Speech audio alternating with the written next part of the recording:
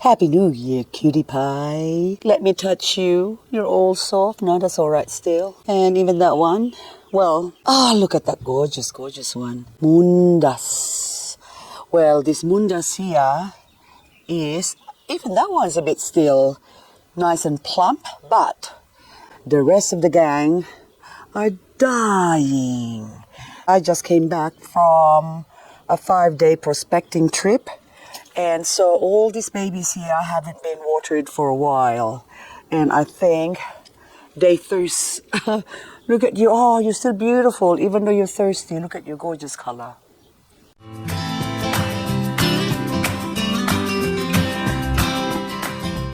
It has been a most interesting trip. It was my first time solo trip without hubby. And so, hang on, quiet, you're noisy. There you go. See? My tap is all complaining as well, saying, you haven't been here for a while. And so we're all dying here. All these plants are really thirsty. So anyway, I'm just gonna water this and I'm gonna have a chit chat with you. How was your new year? Did you eat a lot? Did you go away? Did you have people or family and friends and relatives come over to stay for the holiday? Anywho, are you back at work? Now, me, I'm back to reality. It was an interesting trip for me. Now, a lot of these plants are really dying. I can't remember what I had here. Why do I have an empty spot? I think I moved something from somewhere and then now, this one. Oh, you poor Compton carousel. You feel soft and you must be really thirsty. That one. Oh my goodness. Oh no. Oh no, my variegated Chihuahuayensis. And the soil is really, really dry. And you, elk soul, how you doing? Oh my goodness, they're all soft. And just to show you that when they are dry, they actually cannibalize themselves. Okay, I got one here. This beautiful thing, I'm not sure whether this is Hoshikage or pink diamond or anything, but it's cannibalizing itself because the soil, look, it's really dry. And all these things now, the leaves, is just rotting itself so it can feed the rest of the leaves. But they're quite soft. Like, look at that. Oh, look. I'm going to press. Look, oh, poor thing. Look, you got indentation. Sorry about my voice. I spent too much time talking. And I'm supposed to be prospecting, but all I did was just talk and talk. Because I went to 2 different locations. The first one was, there's a lot of people who, it's a pink diamond. Yeah, there's a lot of people who knows me through YouTube because I do prospecting videos on my LizK. Hang on, I'll pull this one off. See that one? Okay, that wasn't, but now I killed it. Anyway, well, the leaves, not the plant. But now this one, look, oh my goodness. See, it's sort of soft.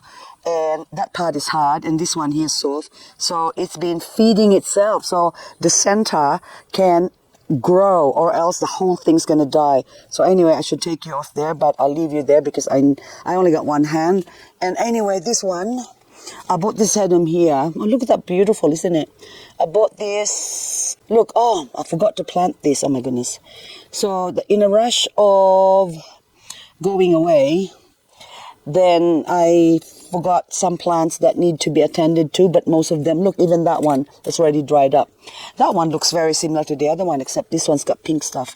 What's that one? Okay, Scarlet Sunset. Scarlet's supposed to be red. How come you're white? Anyway, I should really get on watering, and I'll tell you all about the story of my adventure. So I'm going to make mention again that this was my first prospecting trip without hubby.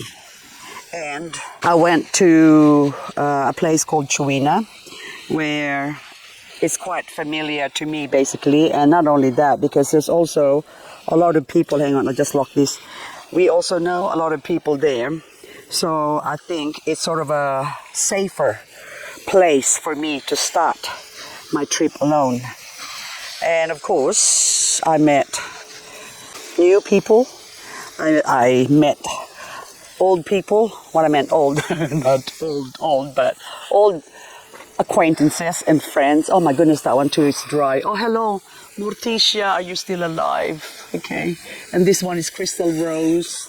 Very, very dry Crystal Rose. And this Chihuahuayensis variegated, I really have to soak that. So they need soaking. So 6 days is not very good with this heat. We're getting 30s, low 30s, but still, or high 20s basically. And these plants, the soil as well, a lot of the soil that I have here needs to be changed or needs some repotting basically. And lately I've been busy with this, I've been busy with that. I thought with hubby gone, I'll have more time. But of course, doing the videos, looking after the plants, cleaning the house, organizing my life, seems like I can't seem to find enough time, basically. So anyway, I'm just gonna go once here and then I'll come back later on, maybe. So I'll just get the soil wet first up because a lot of them will actually be hydrophobic. Even these ones here, the Ionium, they're supposed to be dormant right now, but they still look gorgeous. See, I don't even know which one I should water first. But oh my goodness, look at them. You can really tell that they look really soft. So also, oh my goodness, poor things. So in summer, it's not really a good idea to not water them. And a lot of people got this idea that they're succulents, they don't need water. Well, basically, succulents are plant too, and they have feelings too, and they also drink. And since most plants need water to survive, succulents are no exception. They can grow without water for a long time, basically, unlike a lot of other plants that needs to be watered every day, like my coleus here. They're nice and healthy because, see, I've got a container there that I put some water in it, so it's now sitting in water, even those ones there. And then this one, this Iron Cross Oxalis. Hang on, I just need to change the settings on my camera. There you go. I put it on flexible spot because before it was wide and it's not very good. But anyway, so this one's now, even this one, look, nearly died, this poor thing. My, whatchamacallit? Oh, I think basil, perennial basil this is. Are you? Yes, it is perennial basil and smells so nice. Oh my goodness. That's supposed to be the scent sort of stops the mealybug from coming here. But if it dies, then I won't have any anti-mealybug or anti-mealybug anymore. Oh, hello. You're growing. You're looking pretty. All this sedum. And I think I'm getting bitten by mosquitoes. So it's about 7 o'clock. And we're still light until... Oh, look, all of them. Look at that. Oh, my God. Oh, don't get my camera wet. Now, that thing as well. What's your name? Hang on. I'm sorry. You're soft too. Oh, wow. Eye soul. Yes. Your soul is really dry. So I'm going to ice you up. Water you up, not ice you up. Now, this one's here is watering. What are we talking about? Yes, my trip. Yes, that's right. I had interesting trips. It's a case of, I call it National Geographic. You know how in National Geographic, say for example, the male lion, say for example, becomes weak or died or something like that, then the new males all come in to try and get to basically the female lion, something like that. So that was the case with me. Oh my goodness. But anyway, so it just sort of, I was having this idea that it might be a little bit like that, but now it confirmed my suspicion that really when I do go out prospecting now alone, I really have to take someone with me, male or female, friends basically. So I can't go solo, not only for safety reasons, because it's always good to have 2 vehicles anyway, but also that way I don't get harassed, especially if they can recognize me that I do YouTube videos. Now, I will have to do, oh my goodness, hang on, sorry. Oh, look at you. Oh, it's not so dry because there's still grass here. I think the akadama is keeping these ones alive. Oh, look, these ones. The roots, can you see the roots coming out of there? You need to go in. I bet you it's dry. See the plant? When it's saying there's no water here, let me out of here. There you go. It's trying to crawl out, poor things. Anyway, so really have to soak and soak. So this is just my little Happy New Year video to you, my lovelies, that I missed because I haven't uploaded video for a while. I don't know how many days now, but because I've been away. And I tried to finish a video before I left, but I didn't make it. I didn't make it. Now, anyway, this one's now my brain. I'm thinking, and then I've got it. Oh, the camera. It's wet. Hang on. So all of this, oh, hello, beautiful. This is low, and the sun is getting low as well. So all the plants that are even dormant right now, because of the present condition, you can water them, or I will have to water them because they're screaming for water. If they're nice and plump, I don't need to water them. But see that one, Superbum, it's supposed to be dormant as well. Right now, they're sleeping. But if it's soft, that's okay. See, look how thin this. Oh, look at that, even wrinkly. Look, that's probably need a good soaking as well. Well, you can soak the dormant plants even though they're dormant if they need a drink. So don't stop and say, oh, they're succulents. They don't need water. They need water, and lots of water. They need to store as much water as they can in their leaves, in their roots, and in the stem or trunk, so they can survive the drought. So that's really the reason why the succulents are succulents. I'll tell you something interesting. These cubic frosts I bought for $5, and it was actually a reverted variegated form. And so, of course, most of the leaves are not variegated, but there's this one here that's showing signs of variegation. So can you see that corner there? So I wonder if that will variegate again. And also this one, I paid $5 as well. It's crested, and that's a reverted variegated, crested variegated, but I don't think it's crested anymore. I think it's just a cluster. See on the center there? So this is just a cluster of formerly crested cubic frosts. So, but for $5, I mean, really, you can't complain. That's really cheap. Hang on. Anyway, all my poor babies here, they're all dry. So, in here, they're not too bad. I mean, they're not really that affected. Oh, my voice. Oh, my God. They're not really that affected by the heat as much as the ones that are exposed over there with no protection at all. But the good thing about having the 50% UV shade cloth area is that it sort of spares them from getting burned by the sun. So, and that's the reason why it's good to have 50% shade area, or an area where the plant can have some sort of protection from the sun, basically. Check out this Ionian pink witch here. So this one is more open to morning sun, and you can see even now afternoon sun is hitting it. So even though it's sort of got partial 50% covering, this poor thing is in the trajectory of where the midday sun still hits it. And look how close off that is. Now, compared to my pink witch that is really, really thirsty right now, but in the 50% UV shade cloth area, we come here. I slowly walk you to here. I'll take me hose with me, and look. See the difference? Look at that. Now that one, see on the side, I'll do the side. See how open that is, even this one. So this one is getting more light or more sun, and so the color is more intense. These ones are getting less sun because it's more on the shady part. And also look, trajectory. See this thingamajig here is also covering that, whereas that one is more exposed. Can you see the difference? So this one just on the edge of it, and see the difference of the color. So they still need sun to color up, and if you put them in the shade, that's the reason why. See, look, same plant. This is my mother pink witch, by the way, and that's just a baby now, or a cutting I've taken from this mama.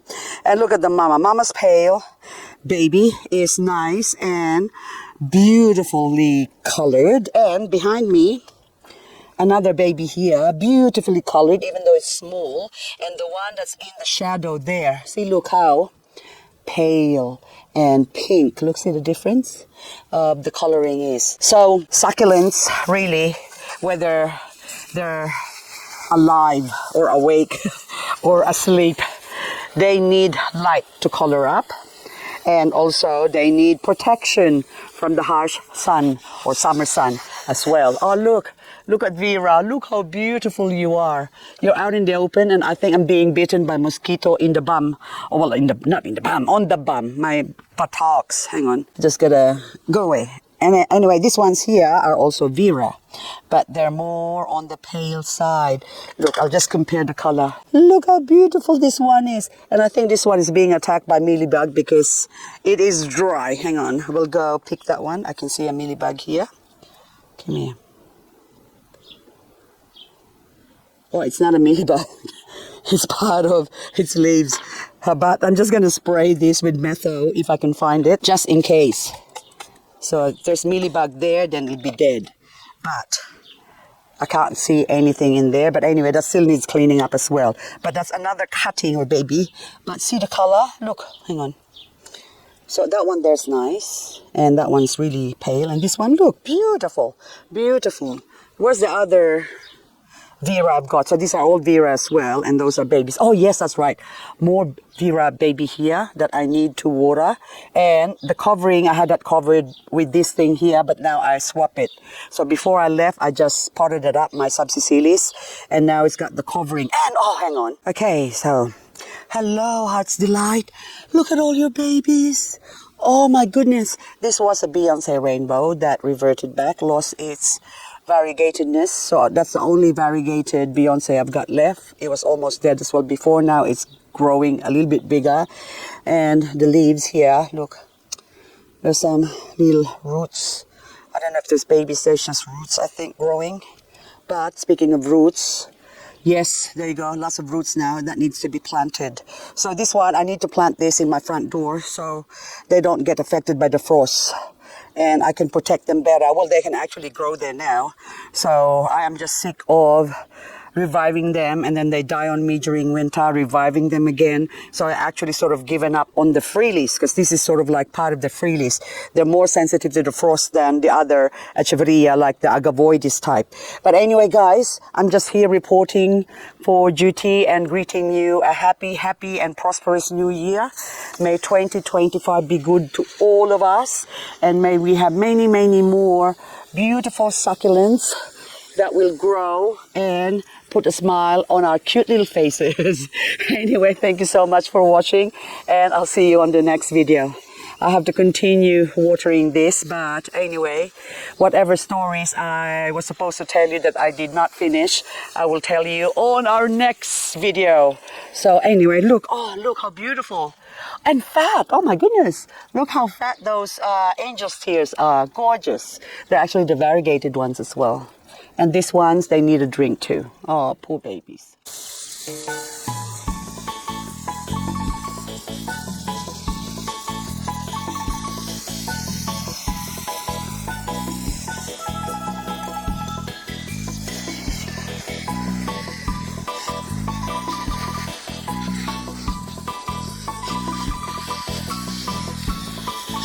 Oh, another one.